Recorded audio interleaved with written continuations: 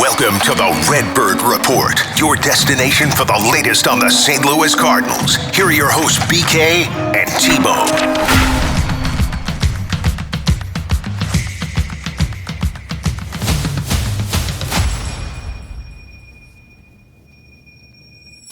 The Redbirds are on fire. They have returned home. They've won 4 consecutive games out in Pittsburgh. Last year, this was the place where the season kind of came apart. We all had a pretty good idea, hey, this is not going to go well for the St. Louis Cardinals given their bullpen implosions. Well, they've had some bullpen implosions while they've been in Pittsburgh, but the offense is so damn good right now that it hasn't mattered. They've scored 10, 5, 11, and 4 runs in these 4 games that they played against the Pirates. One of those games where they scored 10 came against some guy named Paul Skeens who can't seem to figure out how to beat the St. Louis Cardinals. I don't know why. His ERA is below 3 against them, but he still finds ways to lose every time that he goes up against the St. Louis Cardinals. That's Tanner Hendrickson. I'm Brandon Kiley. This is the Redbird Report, and we're excited to come to you today as the Cardinals are 18-13 through the first 31 games of the regular season. T-Bone, I'm going to ask you a question here in just a second, but I want to start out by giving my perspective on this, okay? The question that I'm going to ask you is, at what point do you just believe in the offense? Let me start out by giving a PSA to the audience, okay? If you're listening to this or watching this at home, just enjoy this.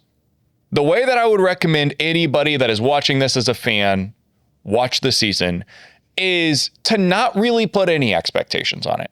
And the reason why I say that is because I truly believe this is the best place to be as a fan of any sport.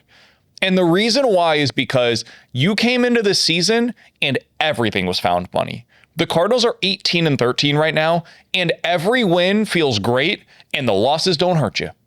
And that is a great place to be, man, because normally once you have expectations, the wins become a relief and the losses are just excruciating. So right now, it's all found money. You're feeling good. You didn't think this team was going to be any good. You're watching Jordan Walker. It's amazing every time he hits a home run. You're watching JJ Wetherholt. Every time he does something, you're like, oh my God, this guy's ours for 6 years at a minimum. And then you see like Herrera, who's hitting well. Alec Burleson is hitting well. Mason Wynn is just kind of slotting himself into this 6-hole right now and doing a pretty damn good job at it. Like, the team is fun to watch. They're young. They're entertaining. There's no real expectations associated with them. This is a great place to be as a fan. So my PSA today, anything we say from here on out, just remember, you're in a good place as a St. Louis Cardinals fan. All right, now let's get to the actual conversation, though, because that's not a fun place to be as a podcast host. As a fan, great. Podcast host, well, then what are we doing the show for? T-Bone, at what point are you buying into an offense that right now, if they were in the American League, would rank second in the league in runs scored so far this season? I think you got to give it probably about another month before you're ready to completely buy in. Although when I say that, I mean as like a potentially like top 10 offense in baseball. I think odds are they probably settle in around 15th would be my guess, middle of the pack. But to buy in that they're going to be a top 10 offense, I think you got to give it another month. And the reason I say that, weirdish happens in the first month of a baseball season. Teams are still trying to get the book out on guys as they made adjustments through the offseason.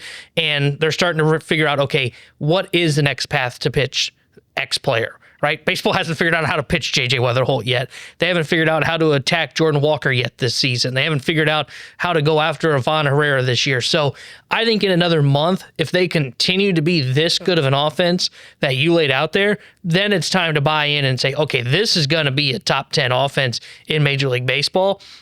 Odds are they're probably going to come down a little bit here in the next month. Everybody's hot at the right time right now.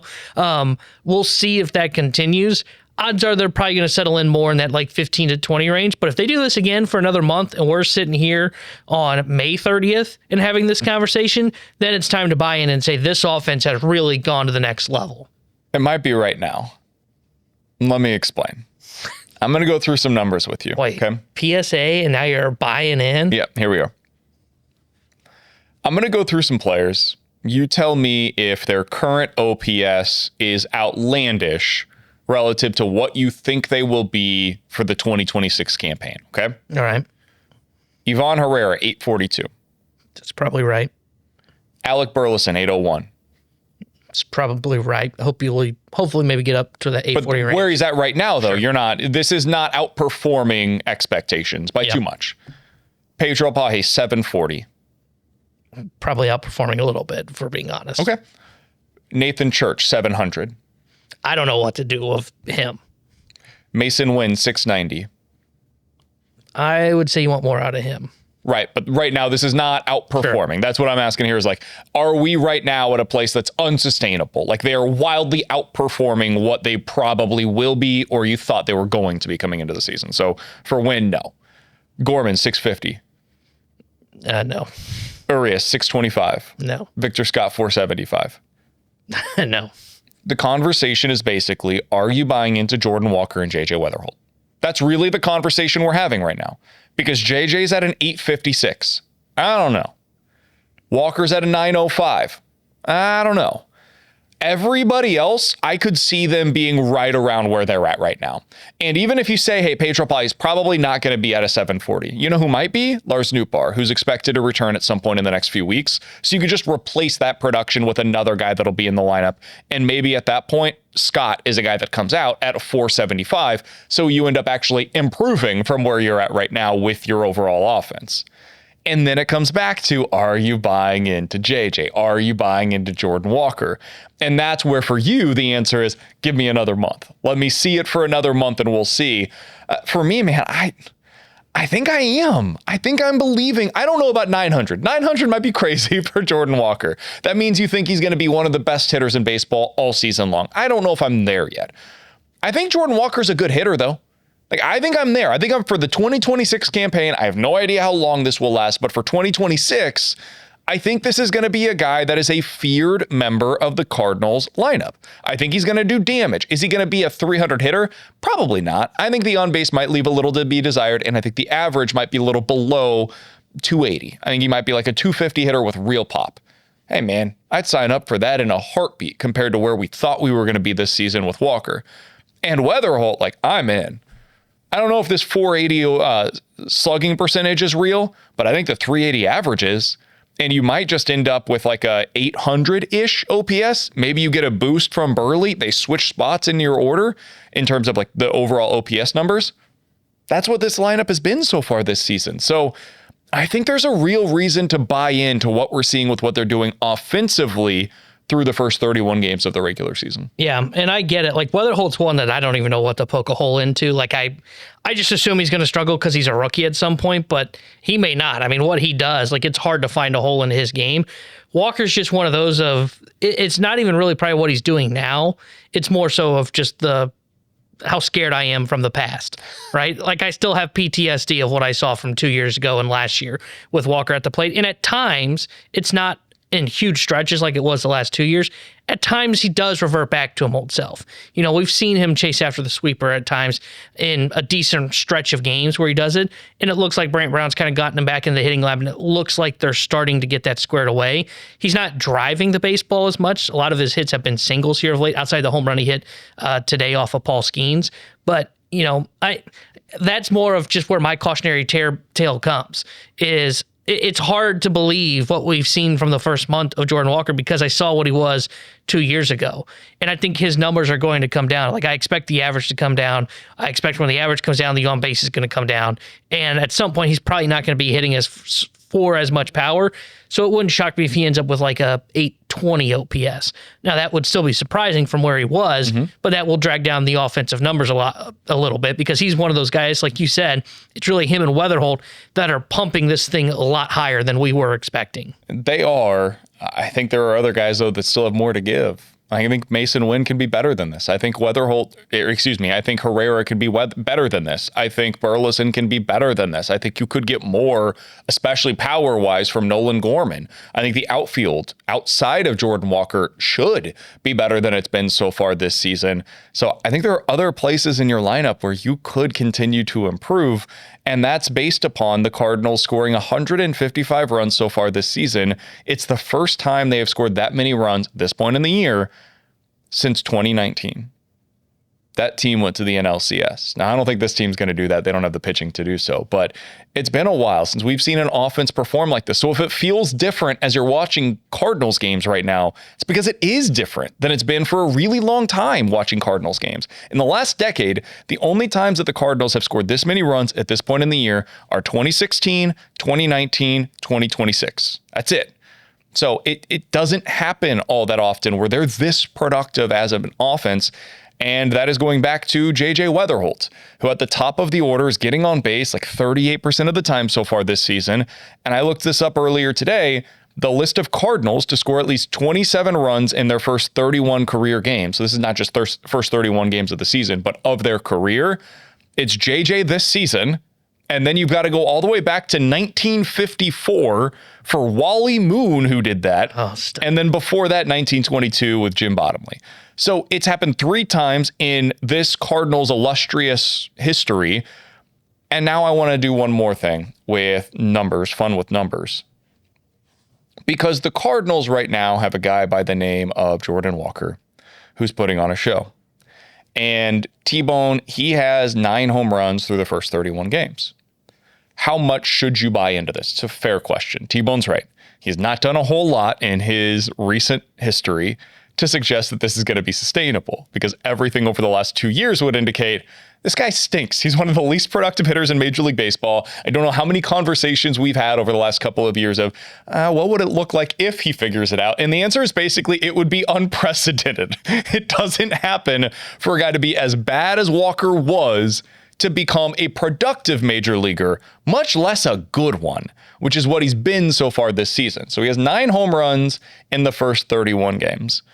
Other Cardinals to do this at his age, 24 years old or younger. Albert Pujols, of course, 2001. He's on every list. Fernando Tatis, not Junior, Fernando Tatis, who played for the Cardinals in 1999. And then Ken Boyer, who did it back in 1956. That's the end of the list. Those are the 3 guys to do what we've seen so far from Jordan Walker. Now, Boyer was excellent. Obviously, Albert Pujols was unbelievable. And Fernando Tatis that season was outstanding for the Cardinals. So at a minimum for that year, it lasted the entirety of the season. Now you go back and T-Bone, I know I've been going for a little bit. It's going to take a little bit longer for me to go through this list, but guys that have done this at Walker's age, not just in recent Cardinals memory, but in Major League Baseball over the last decade. Okay. So this is since the power phenomenon that's taken on like the swing path, all of that stuff over the last decade in Major League Baseball. Here are the guys that have done what Walker has done, home run wise, through 31 games. Manny Machado, Bryce Harper, Trevor Story. All right. Good start so far.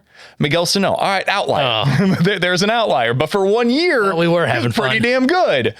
Bryce Harper did it again. Joey Gallo, who ended up hitting 40 home runs that season. Ozzie Albies, Pete Alonso, Cody Bellinger, Juan Soto. All right, Eloy Jimenez did it in the COVID year. There are outliers to every rule. Fernando Tatis Jr. All right, we're back on. Ronald Acuna Jr., Gunnar Henderson, James Wood, and then last year you saw Corbin Carroll do it and Tyler Soderstrom do it with the Las Vegas/Sacramento A's. Almost every player that I just mentioned is a stud, or at least for that season was a stud. So the staying power, no pun intended, for a guy who hits for this kind of power at this point in the season, it's pretty real. This is not fluky. You don't get to just hit 9 home runs in the first 31 games and be like, pretty disappointing year after the end of the season. No, these guys end up having an excellent season. And just like it would have been a very outlier performance for him to do this, it would also now be an outlier performance for him not to have a great season. So what should I trust more, T-Bone? What he's done the last 2 years, or the list that he's now on, which is basically a list of the who's who of best hitters in Major League Baseball over the last decade? Yeah, I mean, I would lean you'd probably trust the who's who's of the last decade that have done this, because it looks like he's fixed. But I really don't know, because I just can't wipe away what happened over the last 2 years. I can't even think of anything like to compare this from outside of baseball. Of like, if this happened in your life for 2 years, you're not just going to pretend it never happened and then everything is normal. I don't know what to make of him. And I think it's what makes the Cardinals so interesting is all these pieces seem to be coming together in a year where it was, hey, we already did the whole like runway season and you didn't get good answers on it. So then we just sold everything off and we entered into a rebuild, and the Cardinals then said, hold my beer, we're not rebuilding. Like that's why it makes it so tough to believe what's going on and what our eyes are showing us. Because if Walker is fixed, I mean, it changes everything in the outlook of what this rebuild is. We've talked about that in the past of what it does for the lineup. And then you add in someone like a J.J. Wetherholt, and you've got Herrera and Burleson who are a good hitter. So you're talking about a lineup that's pretty solid 1 through 4 before you get to your 5 spot, which has a little bit to be desired in Gorman. But you know what? You can live with that with the way that they're trying to build this thing out. I want to see what Walker looks like after 2 months.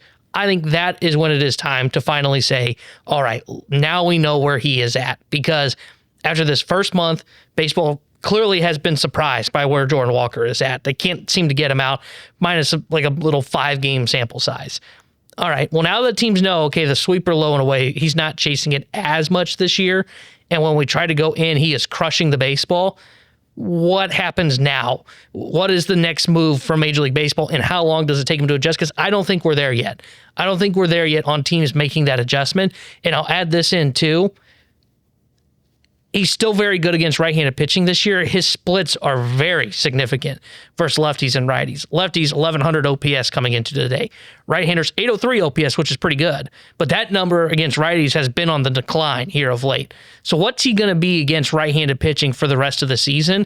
And maybe odds are he will put up really good numbers this year. But are we going to see him continue to be at the absurd pace that we saw, to where he's a guy that is viewed, as you said, someone that is feared in the middle of an order? I don't know of that just yet. I think we need more time to determine that. And I think we might be getting there. And this gets to the next question. And you brought this up, T-Bone. How much changes if it is real? Like if we get to the end of the regular season and Walker hit 34 home runs and had an OPS around 900, real power clearly, and looks good in the outfield as he has this year. He's been awesome out there as well. Showed the athleticism, all that stuff. So you've got like a borderline 5-tool player in Jordan Walker, who's hitting for power now. And then J.J. Wetherholt, everything we've seen is real. He finishes with a 360 or better on-base percentage. And he also has, 25 plus home runs with like 35 plus doubles on the season. So those two guys are your new leadoff hitter for the future and your cleanup hitter for the future. You put in Ivan Herrera and Alec Burleson as your 2-3 hole hitters, at least for right now, and you're feeling pretty good about that top 4.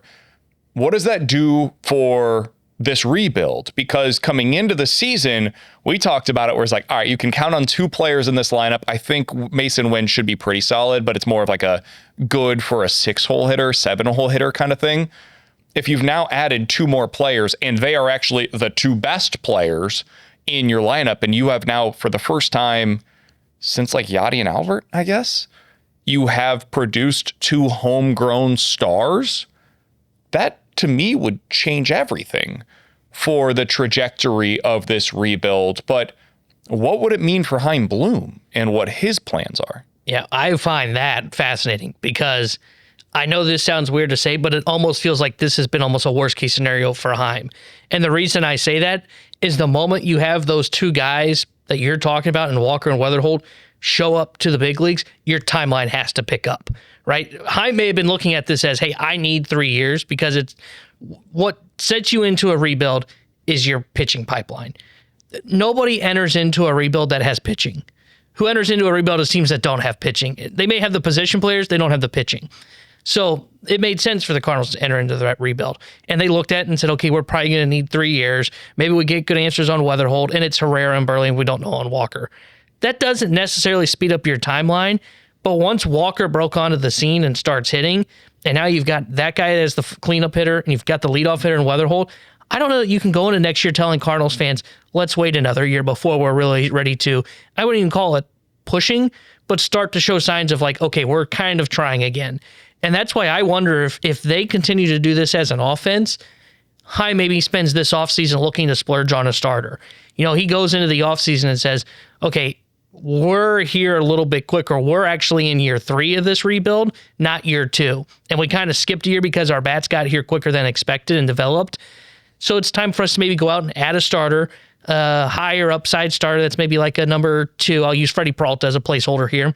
You go out and you add that guy, and he's in place while you wait for the other pitchers to develop through the system. Because in theory, you're hopeful that you have Quinn Matthews, Bryson Motts, Liam Doyle, and maybe Senja. He's on the closer to the fringe of this.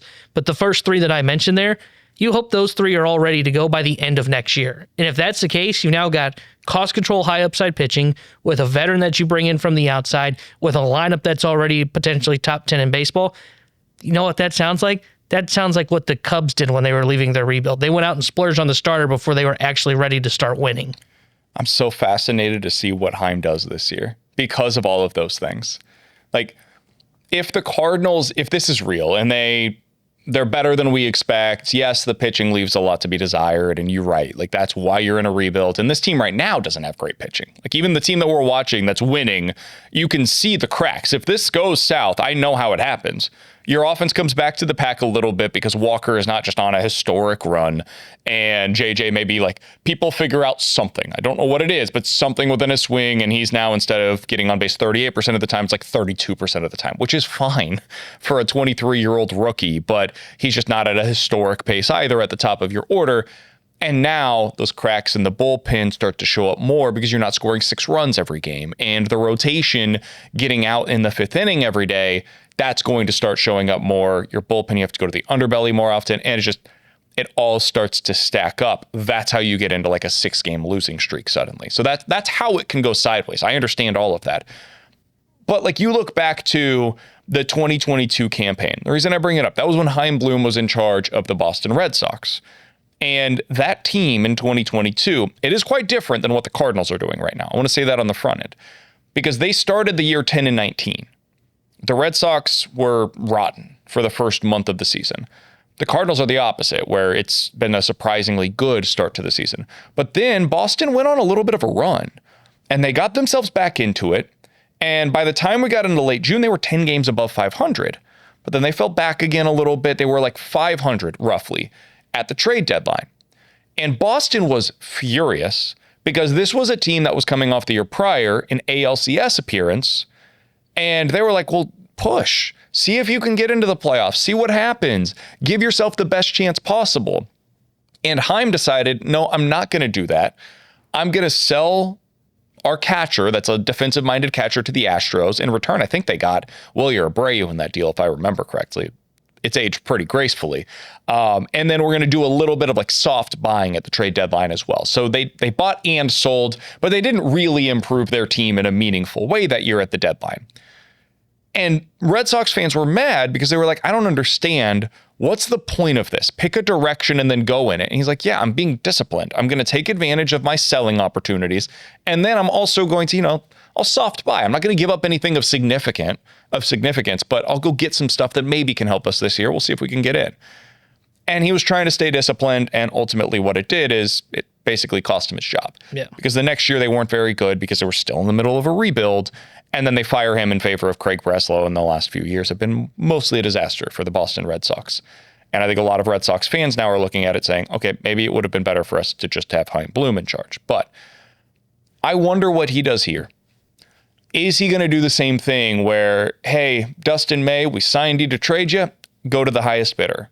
Hey, Riley O'Brien, it's great to have you. You've been awesome for us this season. You have 4 years left of club control. That's great.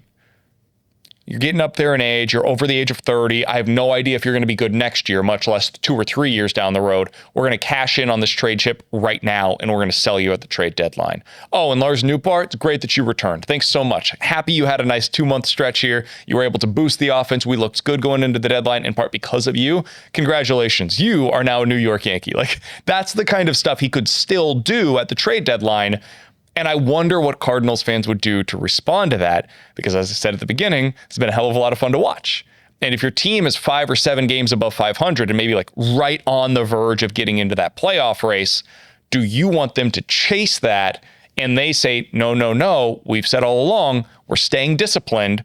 Our plan for this year is to build for 2028, not to win for 2026 when, hey, have you seen the Dodgers?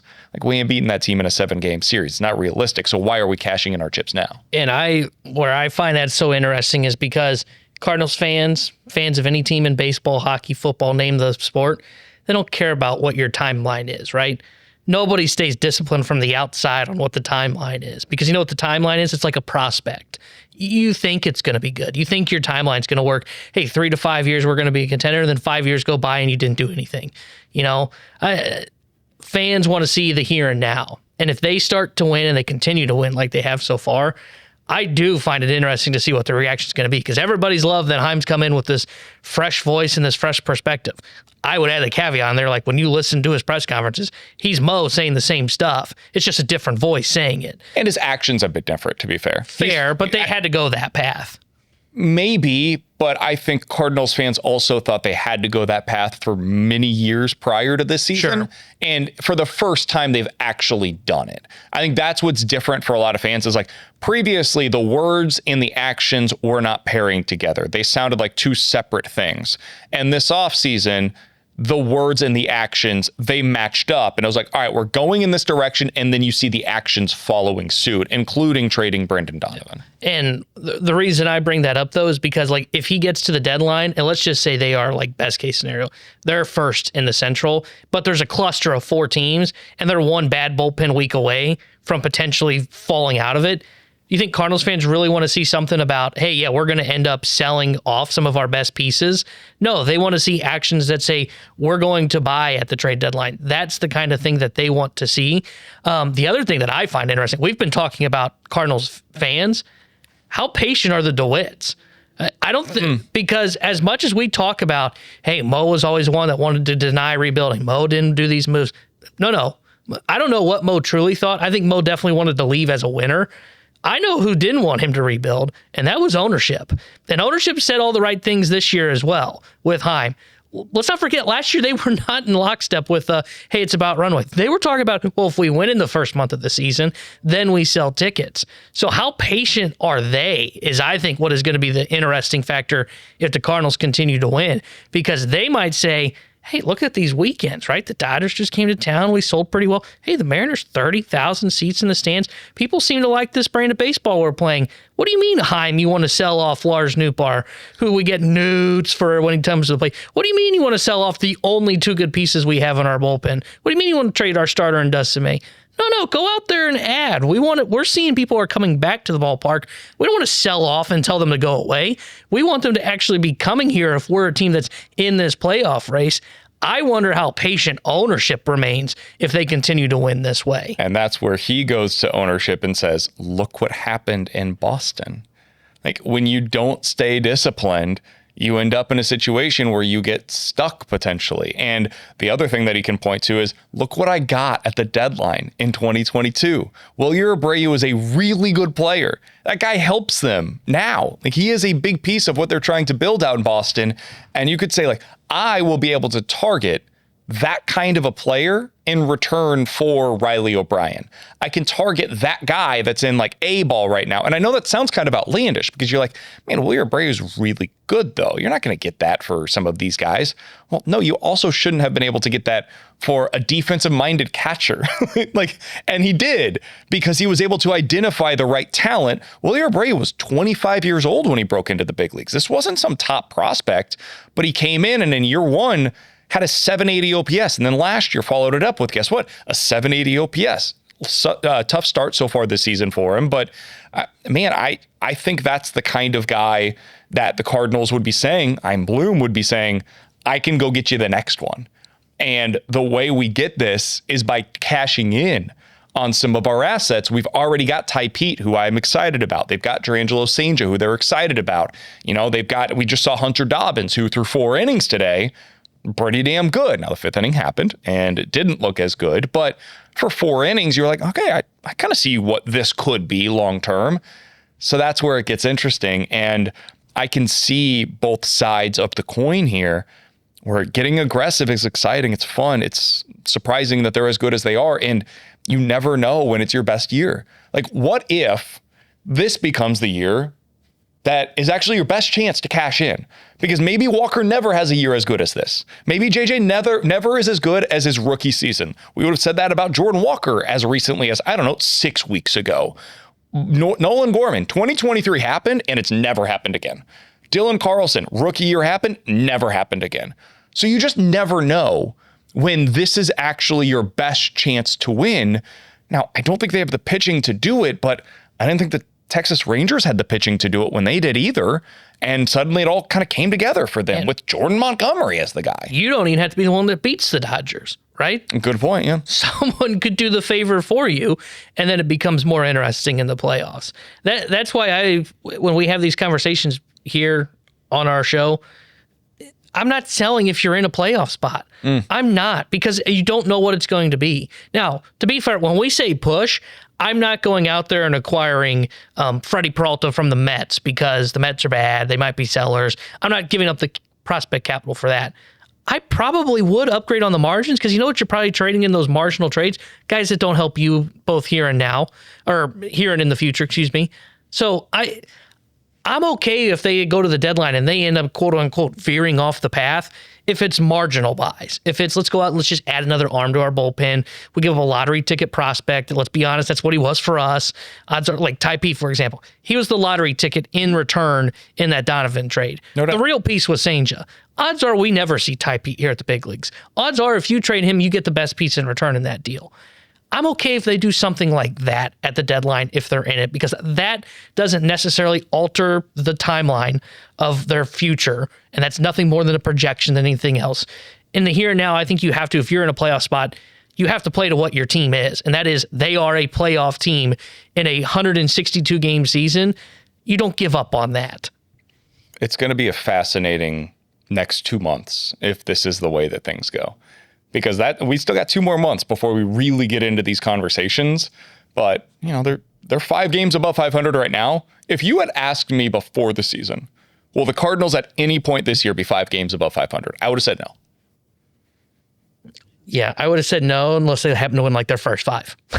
And I didn't think that was happening. I didn't either. So the fact that they are 5 games above 500 as we enter the month of May, dude, full kudos to everybody involved. Everybody deserves credit, from the players to the coaches to the front office, organizationally. Like, everybody associated with the St. Louis Cardinals should give themselves a round of applause and then go right back to work, because the job is very much not done. You could still have a team that can capitalize on the opportunity that is in front of you. The National League around you, outside of the Dodgers, is pretty wide open. I know the Braves look like they're amazing right now. Man, I just don't buy into that pitching.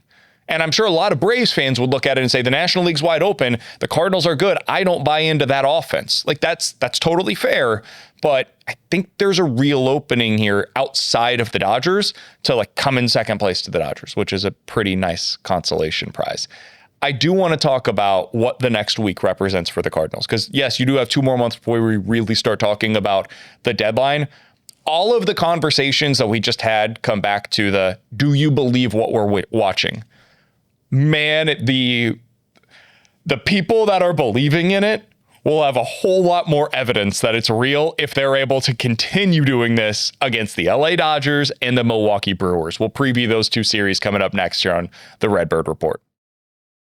So you think that I'm being obnoxious about the Cardinals having an early start or good start to the season right now? Dude, let them go 5-1 against the Dodgers and Brewers. Then let's talk. Because this time next week, I might be ready to like go trade for whoever the top trade chip is if they continue what they just did against the Pittsburgh Pirates. I'm only half joking. And T-Bone, much like what we talked about with the Houston Astros, where we went into that series and we're like, hey, I think the Astros are going to be a playoff team this year. I still believe that despite their slow start to the season. You caught them at the right time. And by catching them at the right time, you were able to win 3 in a row and put up a bunch of runs against them. We knew the lineup was legit, but the pitching, there were some real cracks in that. You get an interesting break when it comes to both of these teams right now. You look at who you're going to face, the scheduled starters against the Dodgers. It's Sheehan, Sasaki, Wroblewski. Now, you do not see Ohtani. You don't see their best dudes in their rotation. Some of that's because of injury. Some of it's just timing. And you see mostly young guys. All right. Maybe you could have some success there against those young starters.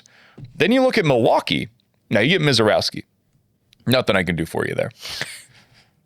Woodruff was supposed to start against you next Tuesday. He left his start today, and he did not throw a single pitch over 87 miles an hour. I don't think he's going to be starting that game on Tuesday. I don't know who is, but I don't think it's going to be him. Brandon Sproat is currently scheduled to start against you on Monday. T-Bone, have you heard of Brandon Sproat before? I thought his name was Sprout till you said Sproat. So it might be Sprout. It's Sproat. I can honestly tell you I'm not super familiar with his work. I will tell you this. So far this season, in 4 starts, 6 appearances, he's gone 26 innings and he has a 6.75 ERA. And this is after last year having a 4.80 ERA in 4 starts for the New York Mets. All right. Mizorowski's tough. Robleski's had a really good start to the season. I don't know how much I buy it, but he's had a very good start to the season. But outside of that, T-Bone, the pitching that you're going to see is gettable. I know the lineup is very good for the Dodgers. That's going to be a huge test for the Cardinals pitching, no doubt about that. But much like what we said about that series against the Astros, you might be able to get these teams at the right time. How are you feeling going into this 6-game homestand against the Dodgers and the Brewers? Yeah, the Brewers, I feel okay about that the Cardinals will be able to get them in that 3-game series because, like you said, really it's Mizorowski's guy you get. Their offense is fine. Your pitching should be able to at least look okay in that series. The Dodgers is the one that, like, this is really the test for your pitching staff as a whole. Offensively, it's going to have to be what it's looked like over the first month, which is, hey, we've got to score at least 5 runs to give ourselves a chance, maybe even more than that, because that Dodgers lineup is going to come into town and they are going to put up runs in this series. And I get it. Some of their guys aren't even hitting yet. Like Freeman's been off to a slow start. It doesn't matter. That guy could wake up at any point. And they don't have Betts. Tucker's been okay so far this year. Ohtani's still Babe Ruth, apparently. And Andy Pages has also become Babe Ruth. Yeah, Muncy's become that guy as well. Like, even some of their biggest names aren't hitting. They've got some of the secondary pieces that are on a tear right now. So stupid, man. Yeah, it's unfair. This team's ridiculous. Their lineup right now, Andy Pages is hitting 7th, T-Bone. He's hitting 7th regularly. Andy Pages on the season is batting .321. And he has an OPS of 885. Is he, where's he rank on the team in RBI since you've got that pulled up? Because at one point he was first in the 7 spot, I believe. That's ridiculous. On the season, Andy Pages has 25 RBIs, which is the same as Alec Burleson, who's like putting up, again, historically great numbers for the St. Louis Cardinals. He's number 1 on the team for the LA Dodgers. Second on the team is Teoscar Hernandez, and Dalton Rushing actually tied with 17. Yeah, that's absurd because that's not even their big dog. So the Dodgers one, I don't feel good about just because I think this pitching is going to get really exposed against the LA Dodgers. My God, Dalton Rushing has an OPS of 13. This is stupid, man. They fix everything. As much as we talk about the Dodgers, that's a problem when it comes to their spending. The thing we overlook is how well they are able to fix a lot of the pieces that get broken in their system. Like Pages was a guy that was not very good, was it last year, 2 years ago? And then they fix him. Muncy was a guy that was like released by, I think it was the Athletics, if I remember correctly. And they pick him up, and now he's like a constant all-star from the third base position. Same with Rushing, who you mentioned, a guy that we never talk about. Now he's on a tear. And they do this with their pitching as well. Like Robleski, as you've talked about, has been very good this year. Sheehan was good last year for him, and he came out of nowhere. So that Dodger series, I think that is one they're very much going to struggle with. Like, it wouldn't shock me if they get swept by the LA Dodgers for how good the offense is from LA, and the pitching will probably do enough to slow down the Cardinals offense. The Brewers series is the one I feel better about. If they take 2 or 3 from Milwaukee, they would have swept Pittsburgh, and they would have taken 2 or 3 from Milwaukee, who some people viewed as the favorite in the NL Central. Okay, well, now I'm feeling really good about the Cardinals before they even see the Reds and the Cubs for the first time this year.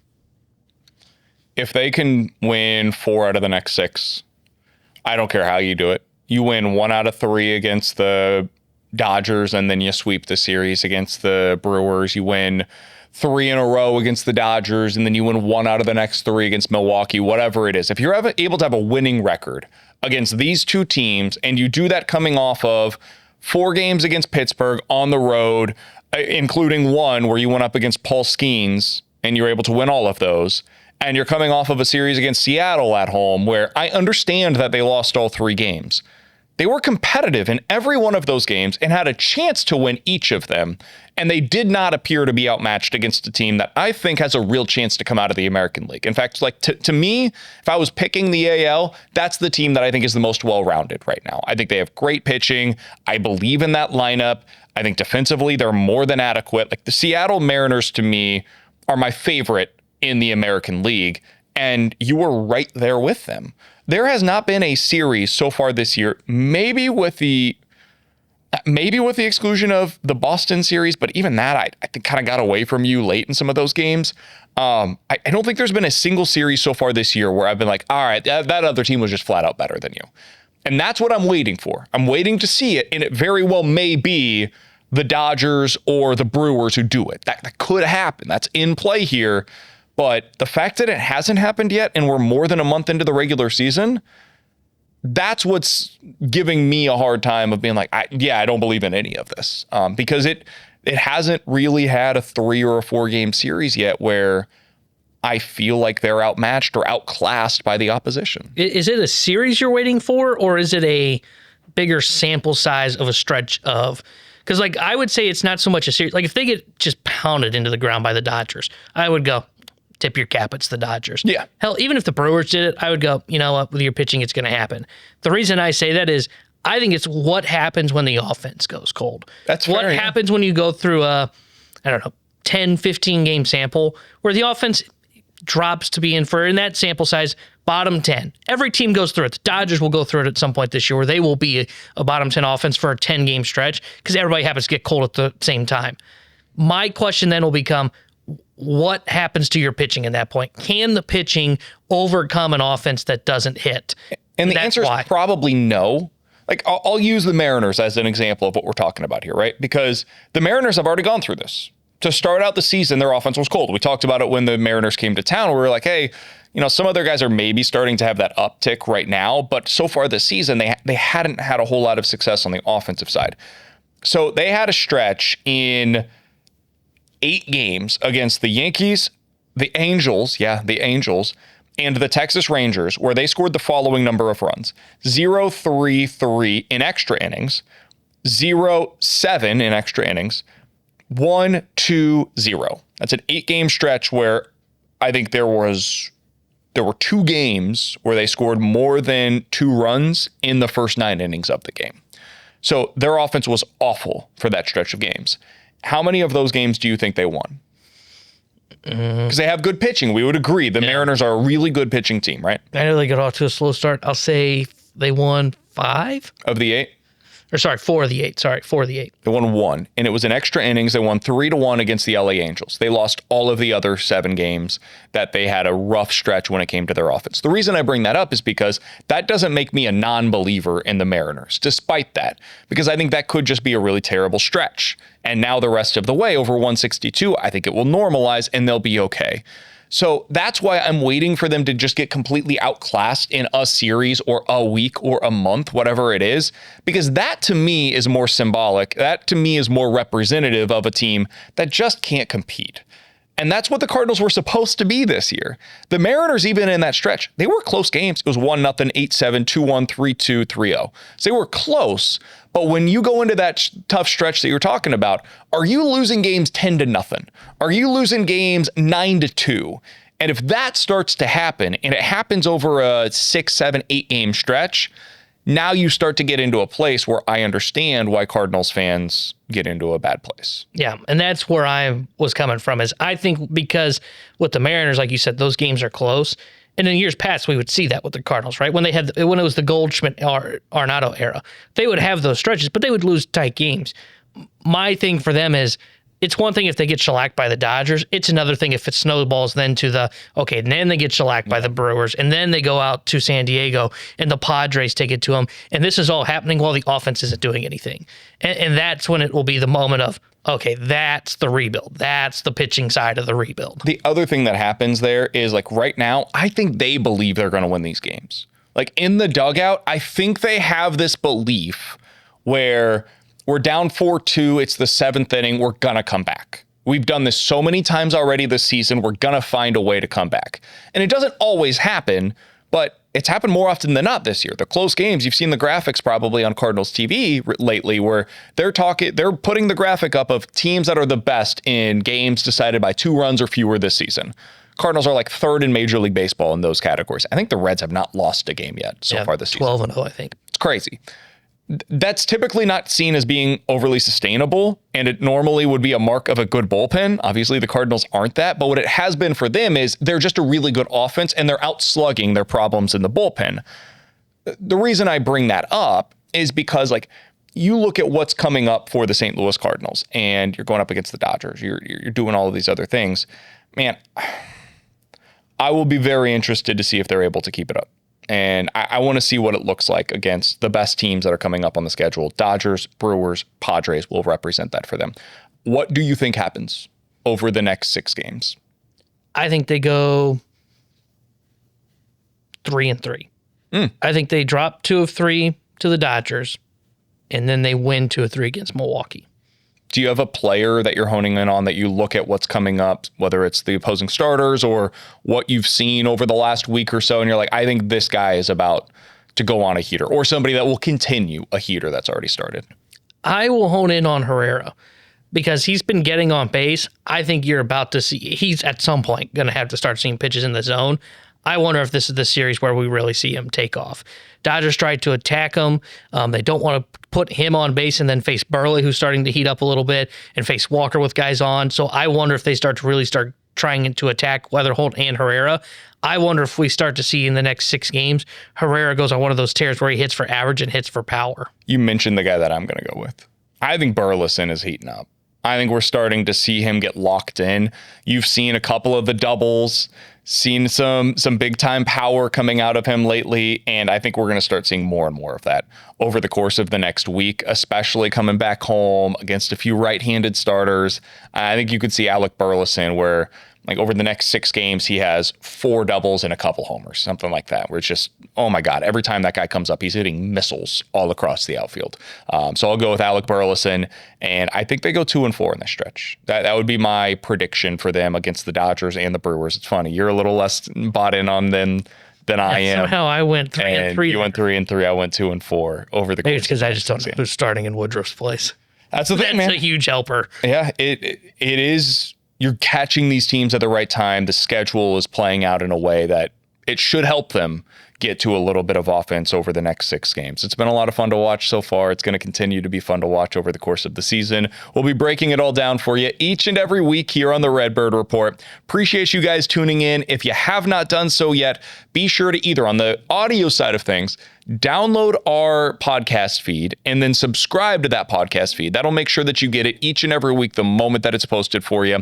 Also on YouTube, subscribe to the 101 ESPN YouTube page. That'll be the easiest way for you to get the Redbird Report each and every week from T-Bone and from myself. We have Zane doing fantastic work for us on the video side of things, and we always appreciate him doing that. For T-Bone, for Zane, I'm BK. We'll talk to you guys next week here on the Redbird Report. Find every episode of the Redbird Report with Brandon Kiley and Tanner Hendrickson on YouTube or at 101ESPN.com.